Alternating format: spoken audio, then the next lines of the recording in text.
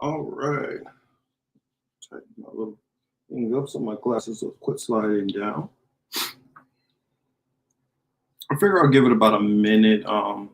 Let people get in here. I know that it probably won't be very many people in here because I haven't done a live on this channel in a while. And that's something that I'm gonna change. I'm gonna get back into doing, just little videos here and there. I'm not gonna go very long tonight. And as you guys come into the chat, let me know. Um, I see I got a couple watching over on the Rockfin side.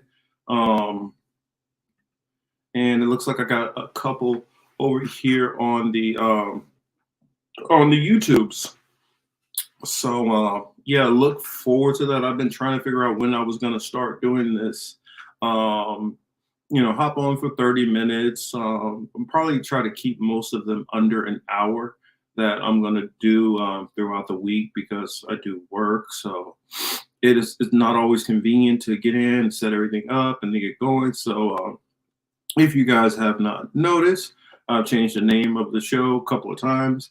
Figure that it's just easier to shorten it for, especially like if I'm in somebody's chat, because most of the time when I am in somebody's chat, or watching a video, the comment sections, I'm normally on this account because this is the primary account. Even though I mostly do most of my filming from the political matrix. But tonight,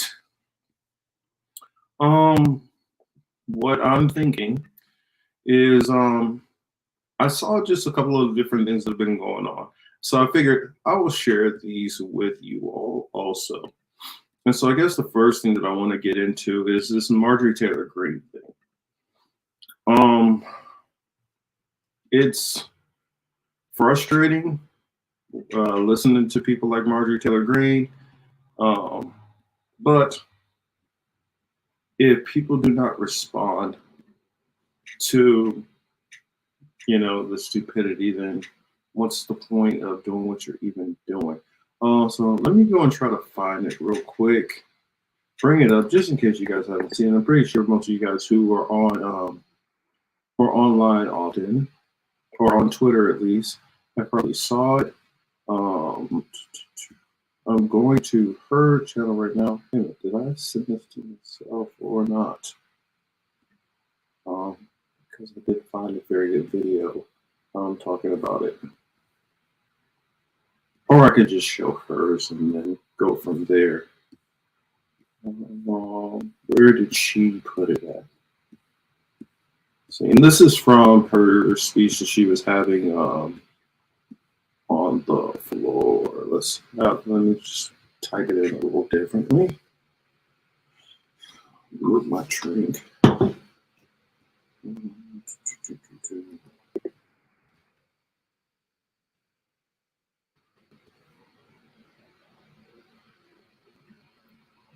That's the. So let me put it on the screen and we'll go there.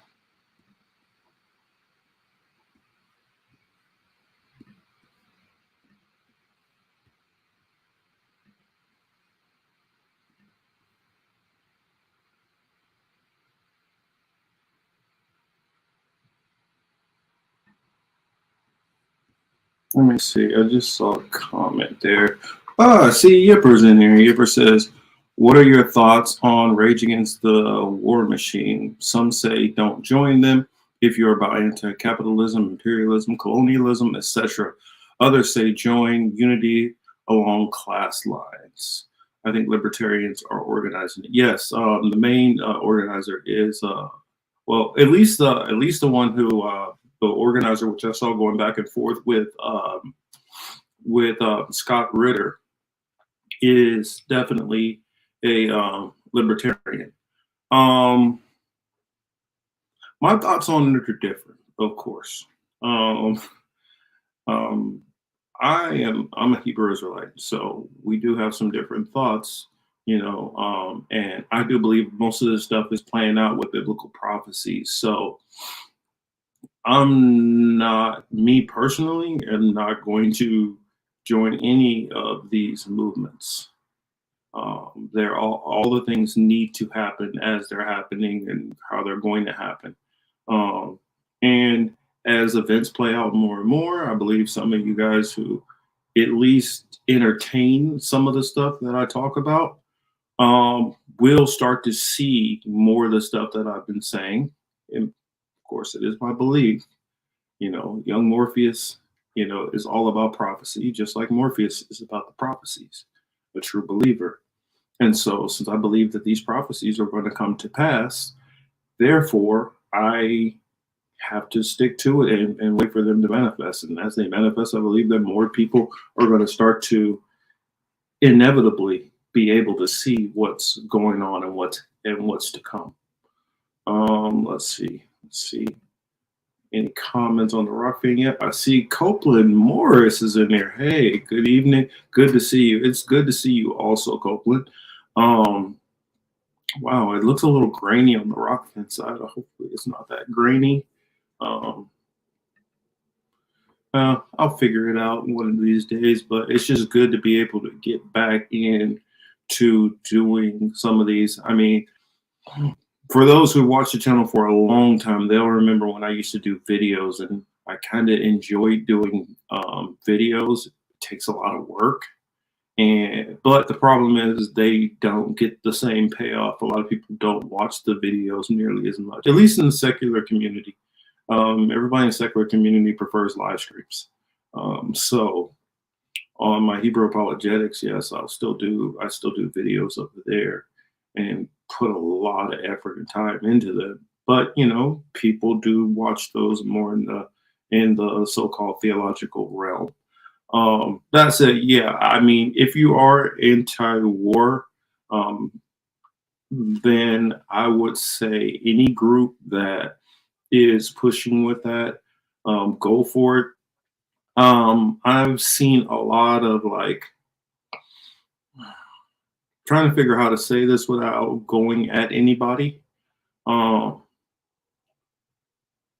guess what I'll say is a little behind the scenes, which a lot of people don't really, who listen to different commentators, who don't know about some of the stuff that goes on behind the scenes. All commentators don't necessarily get along. They don't always agree, even though you might see them on camera appearing to agree on maybe certain issues. So that's what I say. If it's a cause that you believe in, then go for it. Something I feel the left in general struggles with is they are big on I guess identity purity.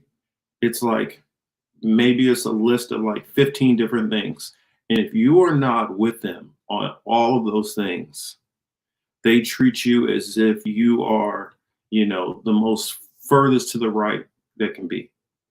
And so because the left is so much about identity purity, that you need to be against capitalism, you need to be against wars, you need to be at least a socialist to a communist, you need to be for LGBTQ, you need to,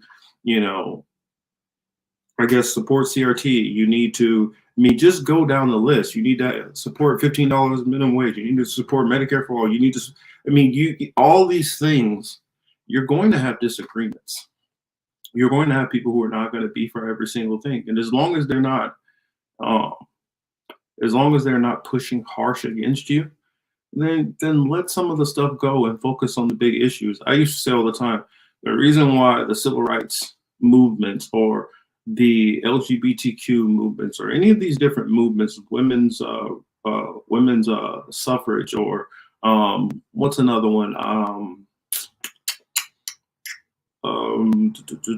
forget it. Feminism. The only reason why any of these movements normally work is because they're normally singular movements. The system is not going to take a 15-point plan on what you want and just implement it all. It doesn't work that way. Normally, your best bet is to figure out what you believe is most imperative in that moment and then put all the pressure on that.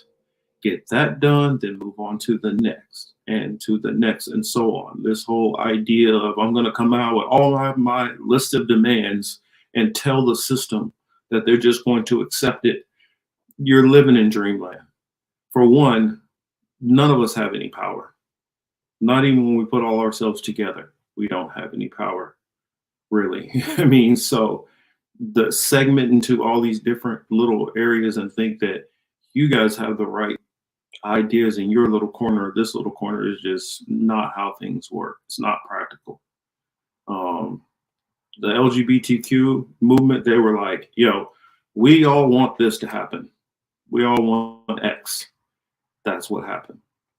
Even the civil rights, they were like, yo, we're just trying to get equality, and vaguely, okay, we want to get buses, we want to get this, want to get that. It wasn't like these big momentous things which the left really wants to do. So I guess that's my comments on that. I see John is in the building. What's up, John? It's good to see you.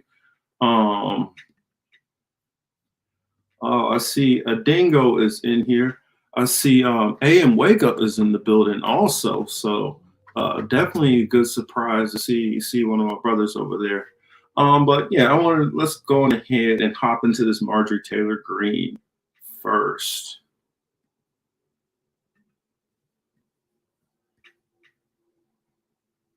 Can you tell me, as our comptroller of the United States, how much COVID cash was given to abortion? I do not know that answer. I don't have that answer. Oh, okay. So I can tell you Planned Parenthood clinics received $80 billion in COVID relief loans. I haven't done any research on that part. I'm not saying that they didn't get a ton of money. I'm not even saying that they didn't get 80 billion, but that just seems a little off. But let's keep going. Which is hard to understand how that happened. Mr. Dodaro, can you tell me how much money COVID cash went towards diversity, equity, and inclusion or racism issues? Again, we have not looked at that issue, so I don't know. Oh, geez. Well, I can tell you the Pennsylvania Humanities Council did receive $1.4 million in relief and used it for equity and geographic diversity. I'm not sure how that helped in a pandemic. What does that even mean? Maybe I grabbed the wrong clip that I was looking for, but I don't even understand what she was talking about here. But the one I was looking for in particular is the 5.1 billion. But let's see, maybe she does allude to that. Maybe she does. Maybe this is earlier in there. Time. Mr. Dodaro, can you tell me how much COVID cash went to CRT? CRT? Critical race theory in education. It's a racist curriculum used to teach children that somehow their white skin is not equal to black skin and other things in education. I will stop it there. That's literally not what CRT is at all. At all. At all. I mean, it literally doesn't say, oh, well, white skin is inferior. But while we're at it, let's just talk about that. White skin inferior. Inferior, what is the determinations on that? If you're dealing with the sun itself, the sun would say that white skin is deficient when it comes to the sun. That's what sunblock is about. So, I mean, but CRT does not teach that. What CRT does is it attempts to, which I'm not saying that they do a great job at it. It's attempted to teach some issues about race, which are often not taught. And I've heard, I saw plenty of people in this thread that were talking about how, oh, I learned plenty about slavery when I was in school. And I'm like, I went to school to be a history teacher. I can tell you what the curriculum is in most schools. And it is BS. It is completely watered down and skipped over. And also depending on which region of the country you grew up in, it all depends on how much you were taught depending on the region. If you were raised in the South in particular, it's very, very watered down. very watered down. I mean, there's a lot of stuff which, like for instance, a lot of people don't know that majority of the slaves through the transatlantic slave trade actually went to Brazil and South America in general. A lot of people don't know that. There's a lot of people who really think that there's no who will recite that, well, the Irish were slaves, citing that indentured servitude is the same slavery. Not the same thing. So when we got a country which is so woefully, uninformed on a subject, it's not about hatred or any of that stuff like that. And Wake Up says sunblock is about giving us cancer. White people tan fine. It's just that a generation that slept on using lotion for anything other than jerking it. Yeah, but I've never used sunblock a day in my life. I don't even think about sunblock or skin cancer. But they can show, there's plenty of scientific research that shows that what the skin does to anybody that has less melanin. That's a fact. But that's not, I mean, I'm not saying that makes somebody inferior. If you take a person who has more melanin and they get to certain regions where it's extremely cold and they're not getting as much sunlight, the vitamin D that they're not getting from the sun actually can make them sick also. So there are differences to skin. It's not necessarily that saying that automatically makes skin weaker or lesser. But the point is, that's not even what CRT teaches. What the real issue is somebody like a Marjorie Taylor Greene, or a lot of people in the South in general, would just prefer to not talk about anything that happened negative in American history, thinking that somehow this talking about it is what makes things worse. It keeps racism going on. I tried to explain this to somebody the other day. I said, say for instance, you have, the percentages in general, you have a lot more white people in this country than say black people, for instance. That's a fact. You can have a whole massive section of white people who never do anything racist, never even interact with racism. And then you go into that black community, you're going to see that majority of people in that black community, if not experience some kind of racism currently, but have experienced some kind of racism and go through it. So for many black people, or I'll say black and brown people, it's not something that's something in the distant past that they're not dealing with. And so when people try to say, well, let's just not talk about any of that stuff because that's just bringing it all back up. It's not bringing it back up if you're still dealing with it. Like I said, let's say if I have 20 white people that I'm around on a regular basis, and let's say that 15 of them never do anything. What about those 5 that are doing something? That's still affecting you. That's still an effect on a person. And I think that what happens a lot of times is people like to feel like because, well, I'm not doing anything and none of the people I'm around are racist and they're not doing anything mess up with black people. That means that black people are not facing racism. Or I hate to just say black people, I'll say melanated people in general. They're still facing forms of racism still.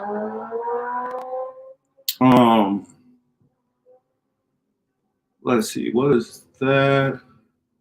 Chris H says slave breeding plantations to get to 3.9 million slaves when the Emancipation Proclamation came down. Yes, I know. When they stopped bringing slaves into the country, breeding farms propped up. I can guarantee you most of the time, most schools do not teach you about breeding farms. I can guarantee you most of these schools have never talked about buck breaking.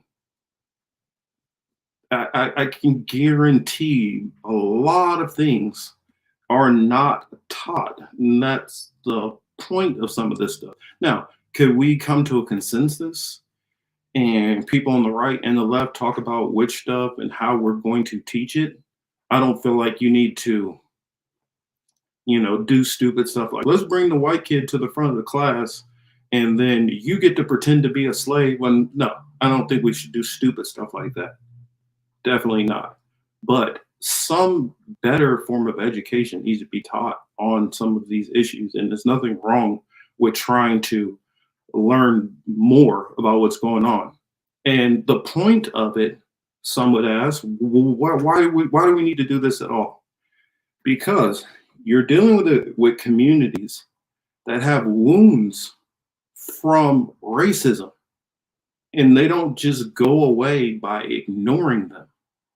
These things need to be talked out. And also, if some of these other communities can talk about this stuff, it's easier to get past some of these things.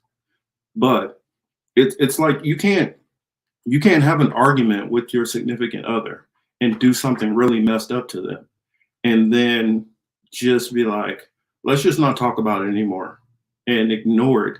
That wound sits there and it festers. And it creates bitterness. It creates division if you never talk about it.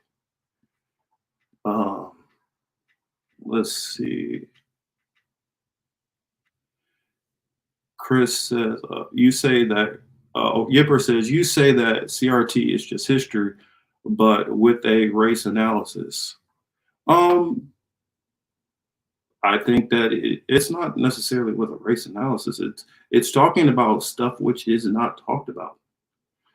Chris H says they're ridiculing Black history as wokeism. Yes, what it is a lot of these schools would rather not teach anything but that the founding fathers were greatest sliced bread, and that's all we need to worry about. John Kemper says, first trip to a big store and you feel it.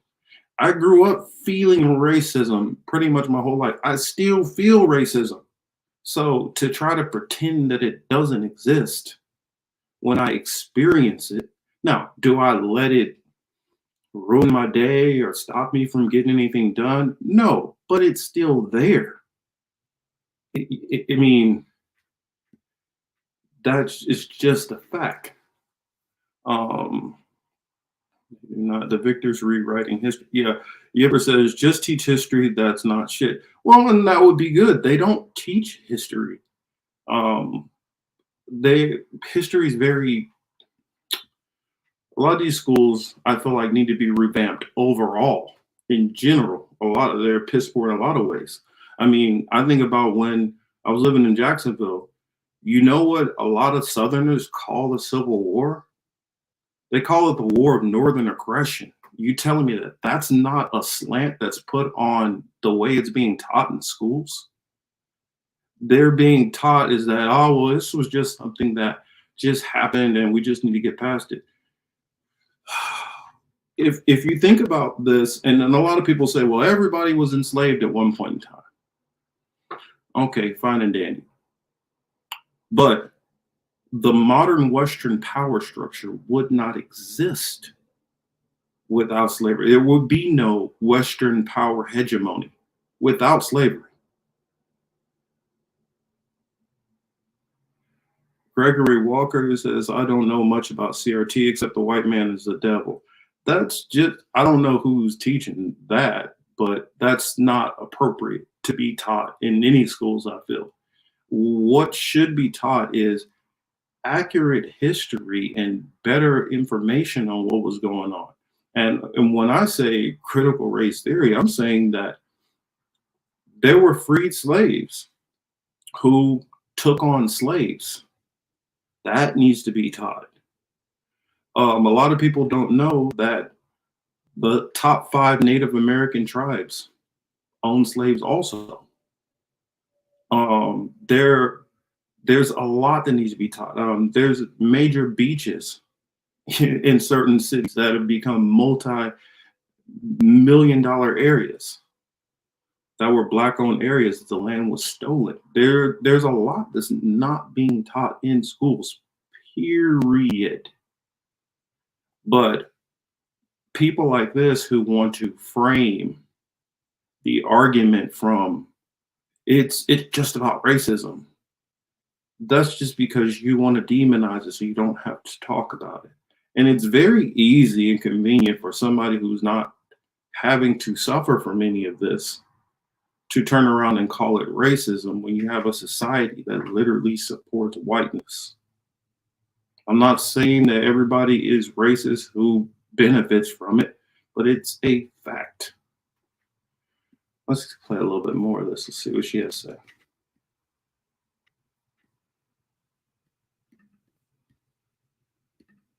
Yeah.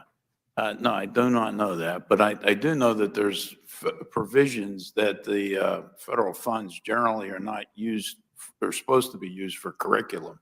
Oh, That's a state. oh, Mr. Dodaro, I have to tell you, in Illinois, that they received 5.1 billion at an elementary school there that used it for equity and diversity. And so we're supposed to believe also that there's an elementary school, one school out there that got $5.1 billion for diversity training. Hey, what's up, Warren? And here's another thing. Diversity training or whatever is not even necessary. What does that mean? Why don't you go into the specifics of what these people are teaching before you just call it, you know, the boogeyman word, the critical race theory? And that's what a lot of people like to do. Let's just call it this name, which we know people on the right can't stand, and just demonize it as whatever the hell we want to. Let's not go in and define it. I mean, you could convince people if you show better examples. Be more clear in your criticisms instead of just any kind of diversity training automatically has to be bad, apparently. Is it Saturday already? Wait, no, you're in the right place. I'm going to start doing more. I haven't done very much on this channel in a while, but I am going to start doing little short videos here and there. Just stuff which I see, which catches my attention. It's been bothering me. I mean, and so I mean, I can leave this one alone. This is, I mean, the gist of what I was kind of irritated about. Her talking about $5.1 billion to one elementary school in Illinois. That's, what is it? I think the whole entire school district, not school district, but all of the school districts in Illinois got $5 billion, not just one school. So at least get all your facts together in what you're saying. I guarantee you, if I sat there and really took the time to start digging into more and more what she's saying, you'd be able to find out how many holes in what she's talking about. Because a lot of times these people who go and sit up on the Hill, they've just gotten some notes from their staffers. They haven't even vetted it themselves. They're just going up there reading off what somebody was rushing through and said. And it could, on her notes, even say $5 billion to the whole school district. Gregory Walker says, thanks for the shout out, Marcus. I was going to make a real point, but my wife started nagging me about not listening to her. I wasn't paying attention. Yeah, I mean, it's just, we got to just dig into all the details of stuff and have real conversations. And if we can't have real conversations, then you get nowhere on any of this stuff. I had a conversation with somebody, I won't say his name. I think actually we were on live. So I guess if you guys see this video, run across it, you'll know what I'm talking about, where somebody was saying, well, I think that we already know more than enough about stuff that happened with slavery and this and that. And then somebody who was a part of the conversation brought up about the Haitian slave revolt. And they're like, well, I didn't know about that. Well, how can you say that you already know more than enough if you are still learning information by the moment? I mean, perfect example. I guarantee you most Americans didn't know anything about Greenville, Oklahoma, or Tulsa, as it's referred to now, or Juneteenth. I guarantee you most of y'all didn't know any of that stuff. I grew up knowing about that stuff because I have family who are in Texas, who they learn that in their curriculum in particular. But my grandparents, who they were children of survivors of that. Their parents lived in Greenville at the point when that happened, and then all the Black families were forced into Sapulpa, which is about 45 minutes away. And Tulsa became pretty much an all-white town. So there are tons of blind spots, tons of things which are not taught at all. And it's when I listen to like a lot of different libertarians and conservatives, and they come from some of these perspectives, if they probably knew some of this information, maybe they would have a little bit more compassion in some of the stuff that they talk or the way that they refer to certain subjects. But I feel like they don't know this information. They don't know a lot of this stuff. So they do say things that just don't make very much sense to a person like me. Because I tell people, if you don't believe that there's a such thing as systemic racism or structural racism, then you have to come to the conclusion that you believe that Black and brown people are mentally inferior. And let me explain why. Because if you look at statistics and you look at the wealth gap, the only thing that could account for the wealth gap and that more Black and brown people fill up the prisons and things like that is if there's no kind of system that's putting them in these, these dire straits, then obviously they just are naturally born immoral people who aren't as smart, and that's the reason why they're at the bottom. So it's one or the other. Either there is a system of racism that's going on that is making things harder. I'm not saying impossible. I'm not saying that in certain countries it wouldn't be worse. I'm just saying you have to factor that it is something that exists and that is going on still up until this day.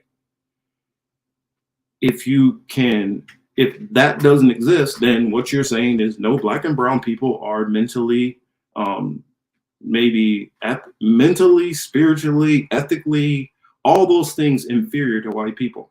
That's the only other conclusion you could come to. So I guess if that's how you believe, then fine. But I guess I can leave it at that.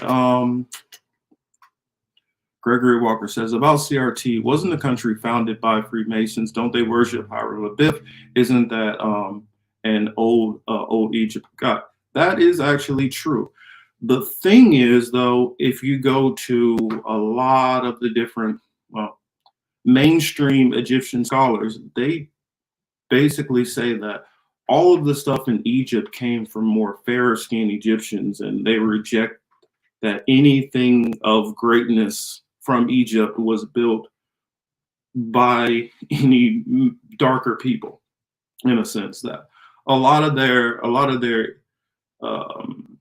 things came from either lighter Egyptians or it came from knowledge which they acquired from the Greeks. And so that is what is taught in certain Egyptology circles. AM Wickup says, I mean, if we're going to talk about CRT, you got to look at the history of critical studies from Marcuse to Ferrer to Angela Davis and Derek Bell, Richard Delgado. There's a whole lot of CIA in there. I know there's a lot of CIA in there, and the CIA is part of the problem in the systemic racism. The same thing with the FBI. We got to just talk about all of it. I agree. I mean, if it was me teaching it, and you know me, I would be teaching all kind of stuff. I would be teaching about the what is it? Not LSD. What am I thinking of? man, when they were brainwashed, MK Ultra, I'd be teaching all that kind of stuff in school. I would be teaching about all the corruption and all the twisted stuff that this government does, and how they have wedged groups against others, and how they use groups to push down other groups to forward agendas. I would be talking about all of that stuff. I'm not saying that I would make it some one-sided, let's go and bring the white man down to his knees about how horrible he is. I can't say what I want to say, but I would bring in people who were doing a lot more of the organizing from the top levels. In which that's not often talked about very much, or if you do talk about it, then you get called a certain name. I'll say that.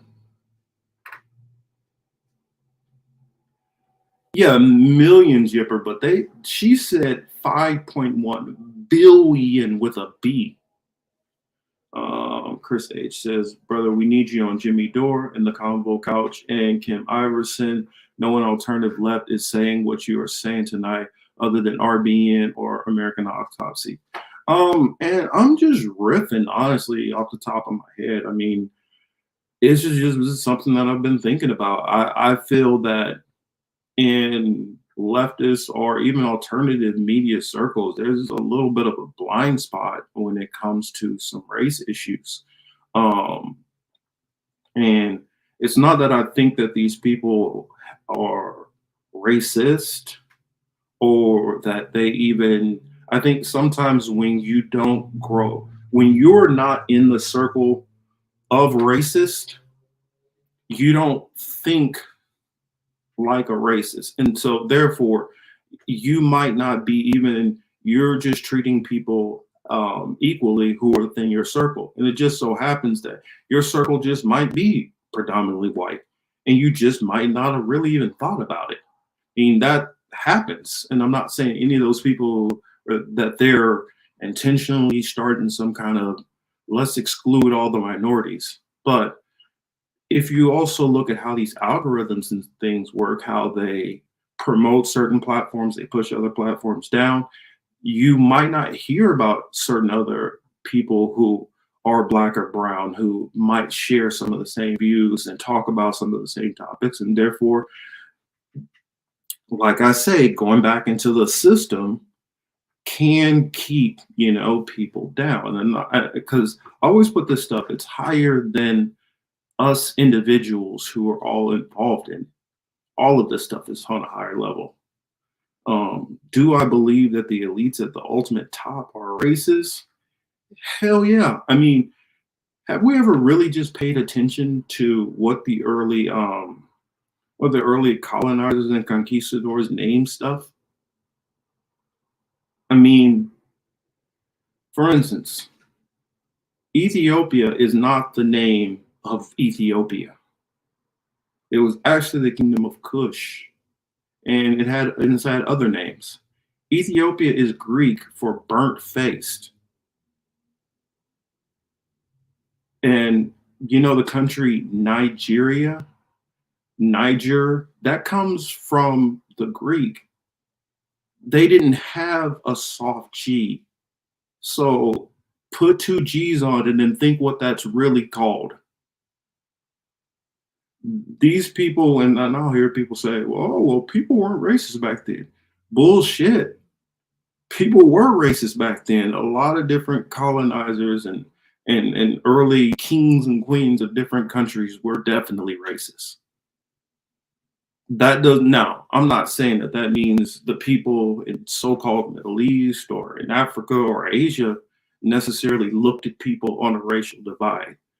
But people coming out of the European continent did look at it on racial lines. Well, they were nationalistic. So yes, the British did not like the French or the Germans or whatever, but they also looked even lesser down on people who were not their same complexion. Well, I do know the people over at the Convo Couch, they are my friends, but I would feel wrong that they like, hey, when you guys gonna put me on there? I try to never do that. I feel awkward, and I wouldn't want them to, be put on the spot. But if you guys wanted to hit them up and say, yo, have them on sometime, then no, that would have to be you guys wanting to see me on the platforms, and I would never push that.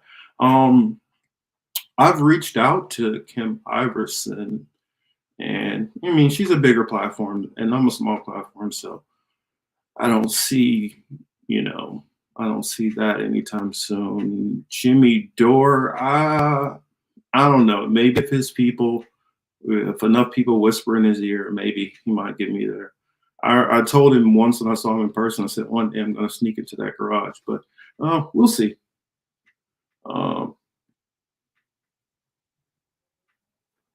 Yipper says Combo Couch, Libertarian versus Communism video.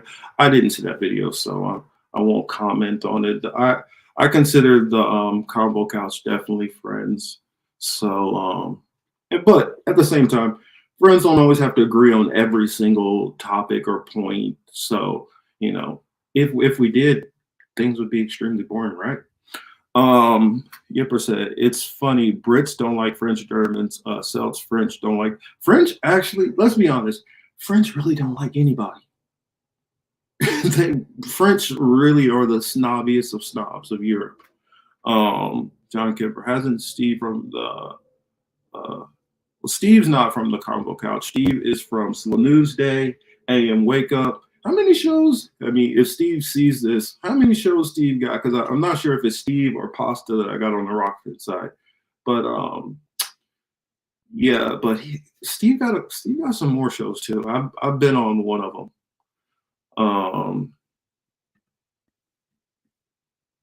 I see Baba Yaga on there. And Waker said, don't let Marcus bullshit you. He's invited himself on my show multiple times. Well, on AM Wake Up, I have. Marcus would have Ye teach criticals. That would be fucking hilarious, wouldn't it? Honestly, I would get, if it was Ye, I would have to have everybody some kind of form of intoxication first. Because we were treated more like, deaf comedy. Actually, it'd be like a drunk history. That's what we would do. Let's see. Yeah, I mean, if I was really teaching him, man, we gotta do it all. I mean, I would be teaching stuff like that most people not even thought about yet. I'd be like, yo, so you guys hear about that they found these topographical maps or whatever that look like Atlantis was actually near West Africa, the Sahara area. And if you actually take, what is it? It's Steve. Oh, I should have known it was Steve. And then if you actually take the satellites over, it actually kind of looks like the rings that were Atlantis. I mean, I don't know if it is or not, but it is an interesting theory. One of these days, I'm gonna have to just cover that video in particular. I think I saw Baba in here. Baba sent it to me. It was an excellent video. Well, I always invite myself on Steve shows, but that's different. Steve is literally one of the people who has probably, I don't know, probably in independent media or whatever, is probably like opened my eyes to a bunch of different things which I hadn't saw before. And so I give Steve a ton of credit there. Steve is MCSC still a thing? Ooh, I don't know. Oh, there's Baba right there. Yeah, I mean, I think it's an excellent video. I might do that on here actually. And just kind of go in because, for the political matrix, I like to do a bunch of different topics, cram them all in, all the stuff that I've been seeing all week long. Well, not all, but a good handful. But this, I can just concentrate on a couple of topics. So let me get over to the other one because I'm getting long on the time, and I do want to try to stick to roughly that hour point. Yeah, Eye of the Sahara. John Kipper, how much history in North America have they hidden? They've hidden quite a lot, but if it was me also, not only would I go into the American history that's not being taught. I mean, think about it. How much do we even really learn about Alaska? How much history do we even talk about Hawaii? Most people don't even know when well, yeah, they don't even know when Hawaii became a state or how Hawaii became a state.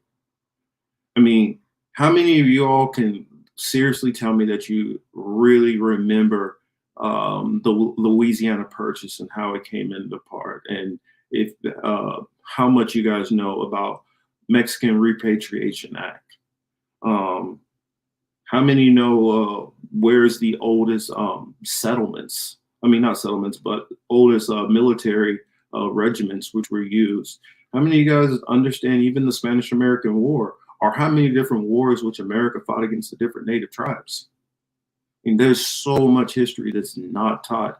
And if I believe, personally, I believe if more people taught more history, then there would be more compassion.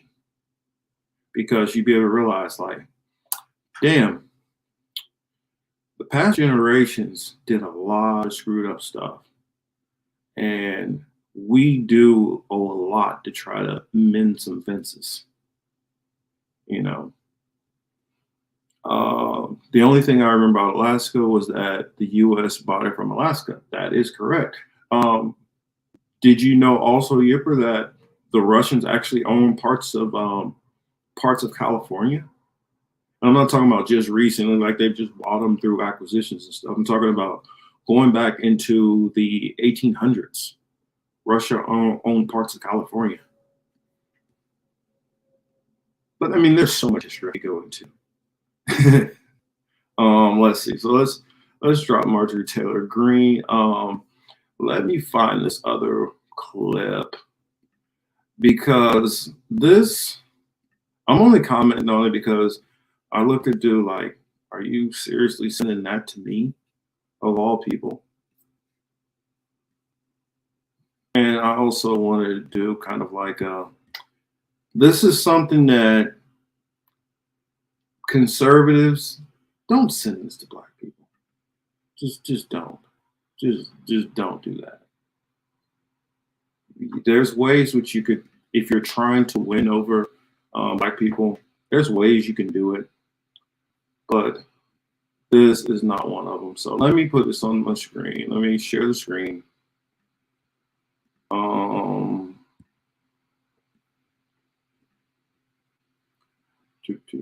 There we go.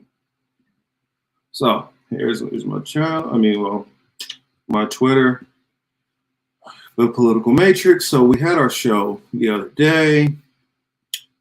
We had Jimmy on. Go check that out. It was a fun show.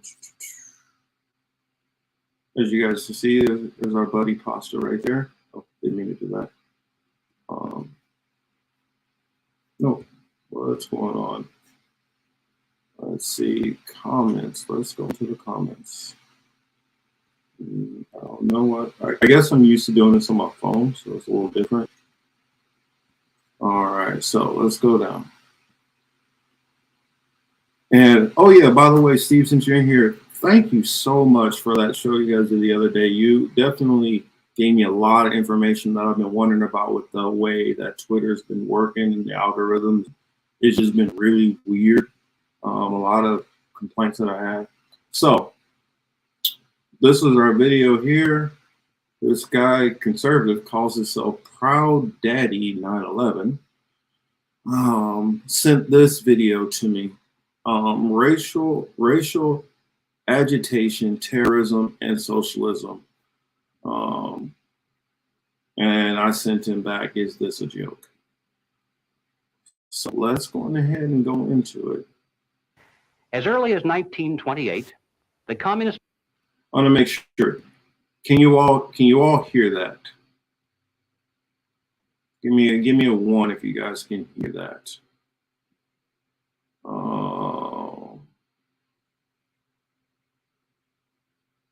We're scheduling a reunion tour for 2029. Baba says, it infuriates me that we didn't even know there's a road that goes north to south in America. Yep. Possibly built by giants. Well, I don't think they're built by giants, but I know what you're talking about. There's a lot of different civilizations which were massive civilizations, but due to germs and disease, you know, and these germs and diseases were not intentional. It was just explorers, and you have people who come from different continents. You have different viruses and stuff like that that maybe you're that are not going to be immune to, and it was killing people off. I mean, that was something that happened a lot from the, I want to say, the 1400s into,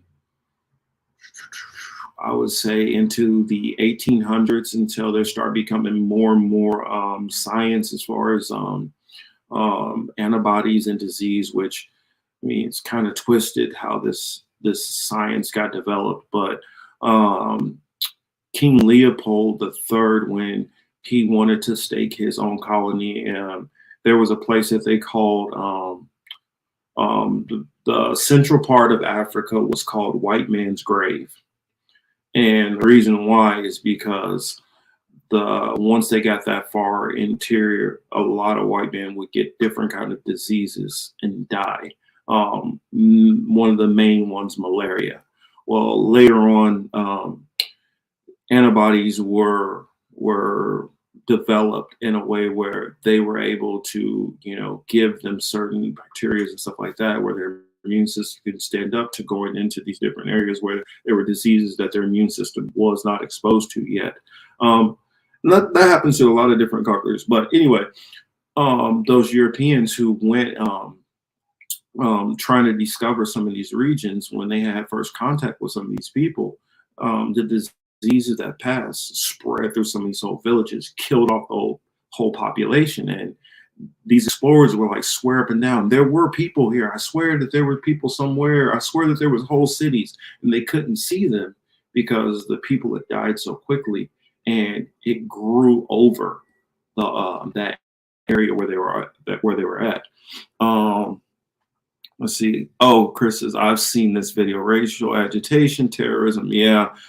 It's from the, I believe it's from the Birch Society. Paper says, I'm curious about the Olmecs and Africa theory. Hold that thought. Remind me in a second. I'll give my thoughts. I know if Thomas was here, he would probably push back on some of it. Or actually, I can just go into it real quick. I believe that the Olmecs were possibly a mixture of people who had came over from West Africa. I would say possibly the Timbuktu area. There is a story about a king which left that area.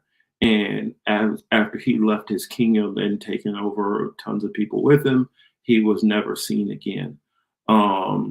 If you catch I mean, it's not if, coming right off West Africa right there, there's certain tides that pretty much just push you right into that kind of Caribbean, Mexico kind of area. It pushes you right towards Central Africa and the Caribbean. I mean, not Central Africa, Central America and the Caribbean. And so I believe that they very easily could have made it there, been dispersed through some of those areas. And I believe that the Olmecs were more than likely a mixture. Some of them were probably West African. Some of them I do believe were indigenous. Some of them were probably a mix of both. And they had a society which sat outside of other different tribal societies. And then I believe over time that they all got kind of just immersed into one people. It's kind of like if you take 5 Black people and put them in a place where there's, 2,000 white people, eventually that those certain Black features are probably going to be bred out, where you're not going to be able to tell exactly who had that Black, forefather or foremother. You get what I'm saying? So let's play a little bit of this. Declared that the racial differences among our people constituted the weakest and most vulnerable point in our social fabric. By constantly probing and straining at this one spot, they calculated that eventually the cloth could be torn apart and that Americans could be divided, weakened, and perhaps even set against each other in open combat. We mustn't kid ourselves into thinking that the communists have placed their agitators only into the black communities. They're working both sides of the street. I want to stop that right there. If you think there's a reality, even back then, that black people were going to get guns and try to fight the United States, you're an idiot. I don't care how much propaganda you think that they could have been receiving. If you think that black people thought that they were going to get guns and fight against the United States, you're an idiot. Want hatred, violence, and bloodshed between the races, and they don't care how they get it or whom they use, even children if necessary. Here is a book that I think ought to be in every home library. It's entitled Color, Communism, and Common Sense by Manning Johnson. He joined the party as a young man because he honestly believed that the communists were trying to improve the conditions of his people. He was a That's another thing which I think is funny. You got a white conservative sends me this because you think, oh, I'm gonna see a book by a black conservative. Why don't I just go be a black conservative now? It doesn't work that way. Please, if you're a conservative out there listening to my voice, don't do insulting shit like this. Don't think that you're just going to wake us up to everything, because here's what we've learned in this country. If you're smart, you'll realize the Democratic Party does not give a shit about us. The Republican Party does not give a shit about us either. Neither one of the parties give a shit. So don't try to make this argument, well, you know, if you just come on over here with us, either one of these parties give two shits about black people. Let's just keep it a buck. The only thing you care for is to get the vote. Now, what Democrats have done successfully is they've continuously conned black people into believing that they were going to do something to help them, and then turning around and flipping the finger after they get the vote. Conservatives have said, no, what the problem is you guys just need a lot more tough love. You need us to completely ignore you guys and tell you to fuck off. And then that's how you're going to get better. That is not an appealing message. So conservatives, stop wasting your time stop wasting your time even trying to bring us in. The majority of the black conservatives you're going to get are going to be more than likely people who are already wealthier, who are trying to get the tax breaks and stuff like that conservatives normally covet.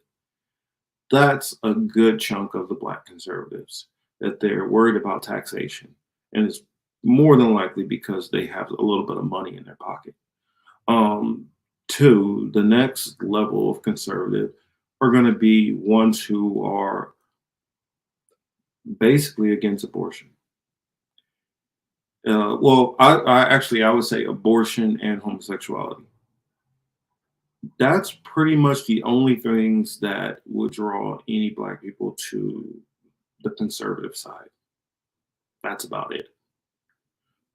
And so those are your tools, I guess, your lures that you can get some black people in. And so just work with that. Don't try to play any of the other games and thinking that that's going to be appetizing or convincing. It's not. Also, maybe some right wingers out there believe that they can, build up some arms and go and fight against the government or militias and things like that. The only reason why most black people want guns is for protection, whether they're street or either they're part of these movements. The Black Panthers didn't get guns because they wanted to fight the government. The Black Panthers got guns because they wanted the police out of their communities and said, we will police our own communities. That was the purpose of them having guns. They felt like if the cops wanted to come into their neighborhood, they did want to be able to defend themselves if they felt they were being treated unfairly. But it was not about, we want to set up this militia and just go and attack white people, or even the Nation of Islam, even at their height of power, never did any of that stuff. There is no Black movement that you're going to find in America that say, you know what, let's just start killing white people. That doesn't exist. That won't exist. In fact, a lot of the aggravation, which a lot of conservatives talk about, which they lump Black Lives Matter and Antifa together. For one, Black Lives Matter, what it used to be, was nonviolent. Now, once it got co-opted, if you go to a lot of these protests, you'll start seeing the people who are doing stuff and covering their face are normally these Antifa people. Now, are they actually anti-fascists? I don't know. Are they sometimes provocateurs who are trying to start something? Possibly. Are some of them possibly police officers that are trying to get people to do stuff so they can get more arrests? Yeah, all those things. So this whole idea of the communism and fight and whatever, even the people who are talking about pushing back in any kind of a physical manner outside of protest, you should know, don't take them serious, because for one, they're not going to be able to mount this mythical army. It's just not going to happen. The only people who would believe that is some former military, typically white, conservative, who will think, yeah, I got 500 guns saved up, and I got a couple buddy, he got a couple hundred guns, and we can get together something. I mean, I hate to put it on racial lines like that, but you're not getting no group of Black people that's thinking that they're about to go out and start a race war, or that they're about to go and fight the police with guns. Because one thing we know is there's always a next level. You fight these police, or let's say you did decide you want to fight, let's say it is the KKK that they wanted to go after. Well, you start killing them, you already know the police are going to come. You start killing police and you're being effective with it, National Guard's going to come. Even if you're effective with that, then you're going to have the full-fledged active duty. It's not a winnable battle. So Black people are not going to do it. Plus, I believe that with slavery and Jim Crow and all those things, most Black people are in no kind of shape or fashion to want to go against fighting groups of white people. We've already lost that battle. At least with a gun. That's the reason why many of us stick to faith. We believe that what's right is right, and that will be dealt with in the end. There's no fighting this on a physical, plane. All has to be done spiritual. Let's see some comments in here. Was in a group of American pineapple growers who were involved in the takeover of Hawaii. That is part of it. That is definitely part of it. Gregory Walker says, priest Baal, is that the root meaning of cannibalism, and is leprosy really vitiligo in the Bible? How I understand it, yes, leprosy would be, vitiligo is a form of leprosy, according to the Bible. Priest of Baal, is that the root meaning of cannibalism? No, I wouldn't say it would be the root meaning of cannibalism, because Baal worship or Baal worship was mainly about sacrificing babies and children. Although that nation of people, the Canaanites, did engage in cannibalism also, which could be linked to Baal or not necessarily.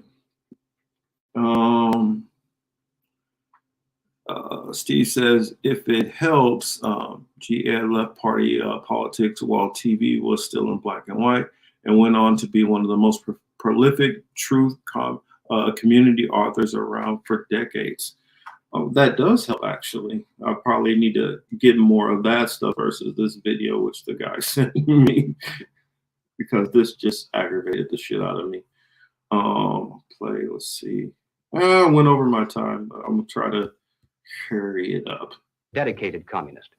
And eventually he rose to one of the highest ranks. But after many years, he discovered that instead they were merely planning to use his people in a bloody revolution to destroy America. And when he woke up to this, he dropped out of the party and devoted the rest of his life trying to alert his fellow citizens of all races to the true nature of the Communist Party as he knew it to be from the inside. Manning Johnson said, "Black rebellion was what Moscow wanted. Bloody racial conflict would split America. During the confusion, demoralization and panic would set in. Then finally the Reds say, workers stop work. Many of them seize arms by attacking arsenals. Street fights become frequent.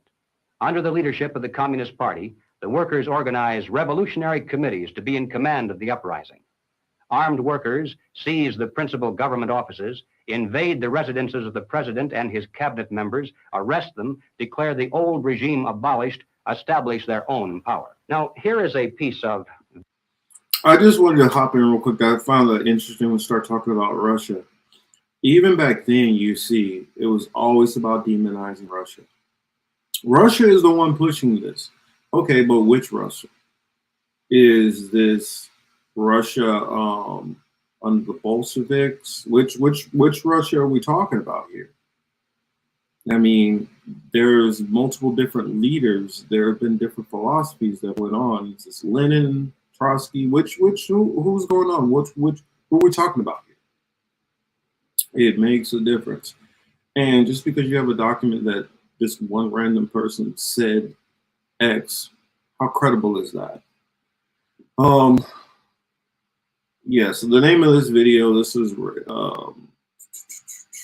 was the channel? I think it's like The Thinking Conservative. I don't really care to shout them out. It's not my goal, but if you want to watch this video, you can check on that video from last week on my Twitter and click on it. It'll take you there. Any questions for anybody? Because I'm about to wrap this up. So any questions? I'll say, if you guys are serious, any of you guys who consider yourself activists or about pushing anything, whatever your viewpoints are, don't spend the time looking at the differences or if everybody doesn't agree with this. If there's somebody who, say your goal, whatever, let's just throw out a random thing.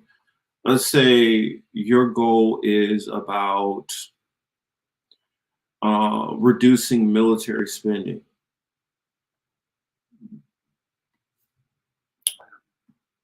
It shouldn't matter to you if this person over here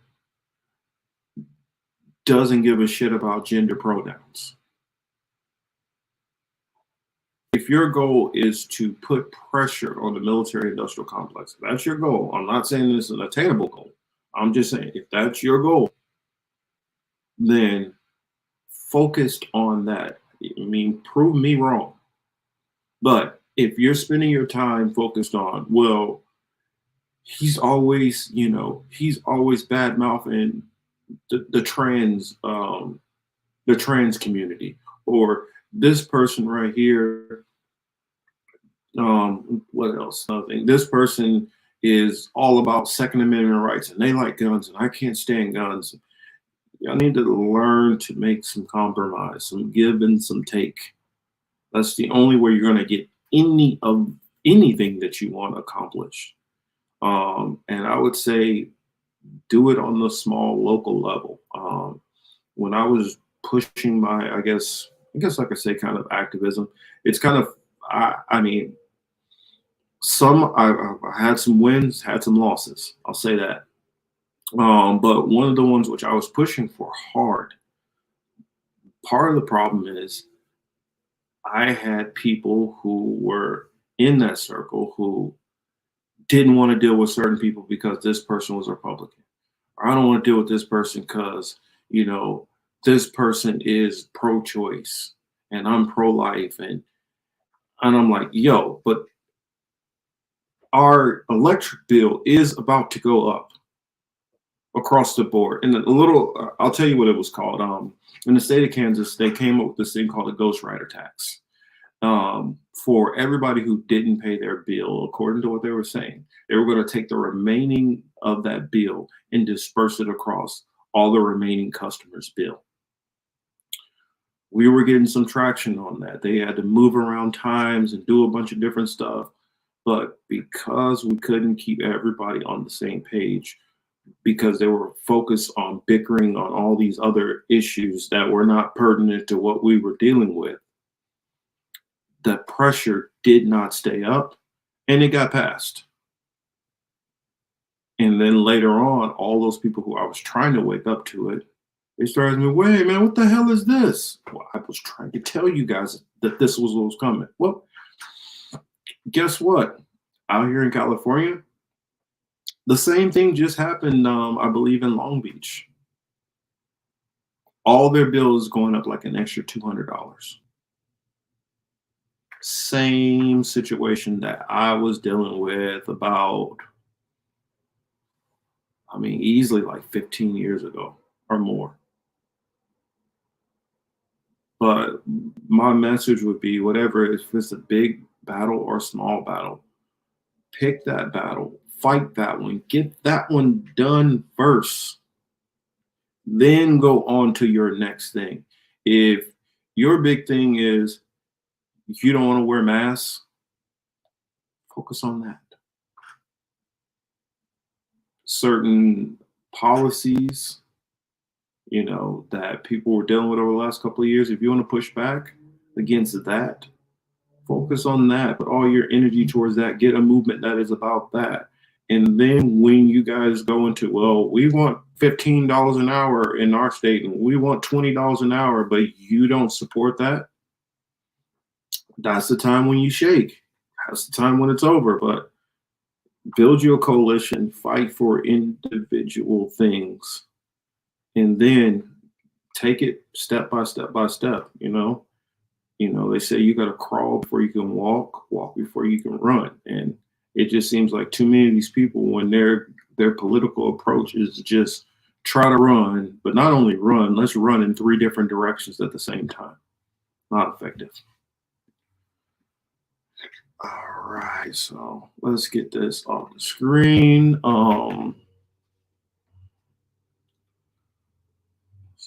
They're stuck between 2 parties and can't see anything else.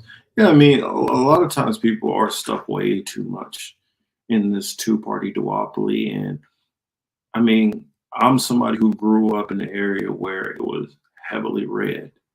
Even the Democrats still had some tendencies which lean more so-called to the right.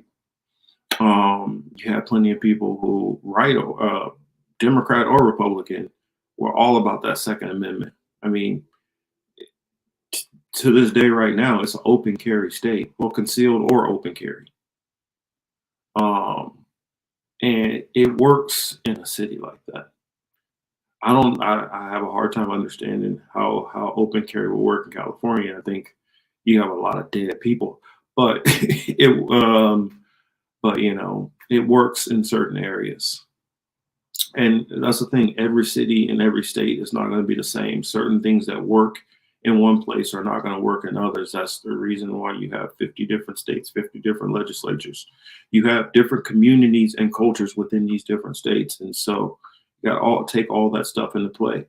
When you're in certain areas, maybe abortion might be a big topic, and it is what it is, whereas in other places not. So when you're trying to push all these things as a one-size-fits-all nationalistic, you know, I think that's a bad move.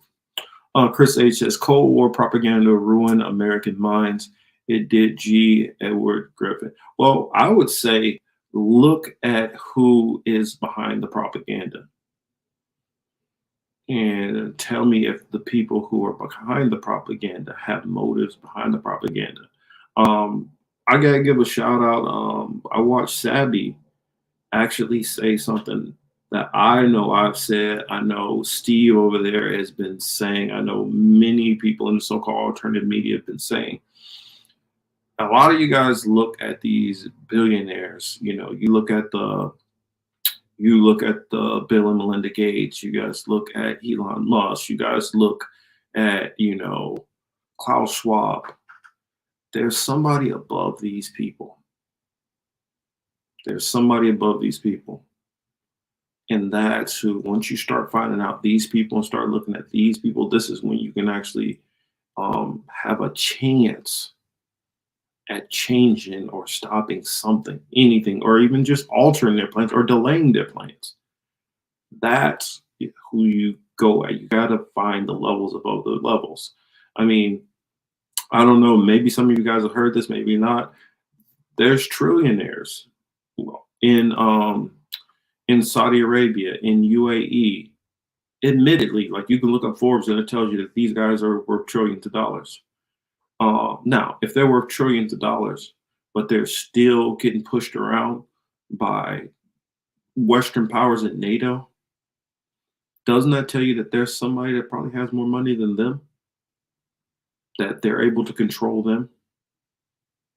I don't know. It's just stuff that I wanted to put out there that you guys think about, digest it. But I think a lot of people, especially in some of these spaces, they don't think about the people who really push this stuff on a higher level.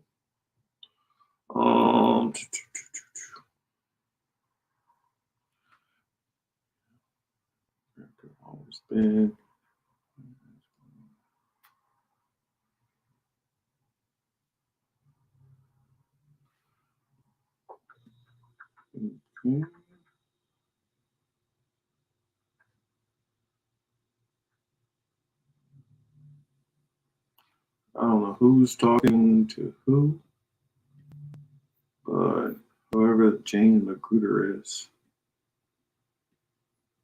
But I don't know what conversation you're having. If the comments are towards me, then why are you even watching me? Why spend time to watch me?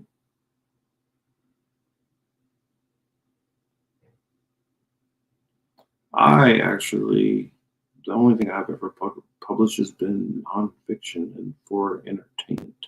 I mean, fiction for entertainment. I'm not some kind of writer or anything. I don't know. I don't know what this person's. Oh, I will say, oh, you're talking to Steels? Like, why are you coming at me so hot? I mean, I'm like, I don't know what I did.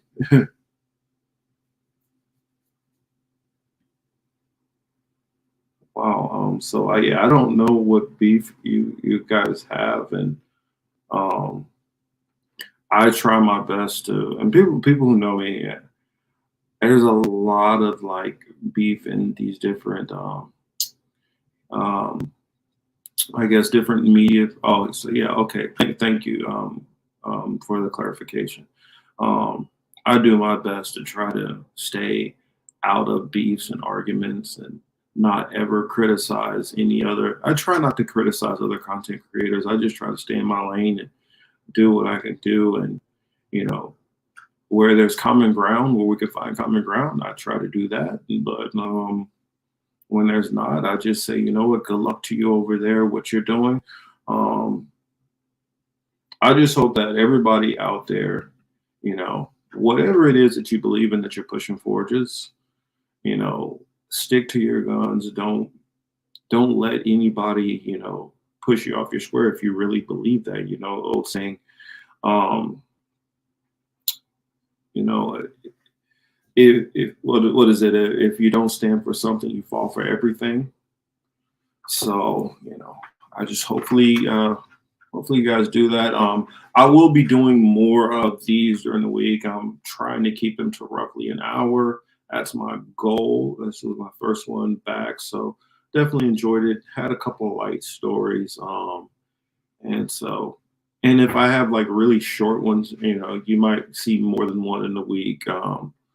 But yeah, actually, my goal really was to keep them between about 30 minutes to an hour. But I don't know. I had two subjects, and actually had a little bit more interaction. I know that when you're not on the channel as often, the algorithm does not favor you.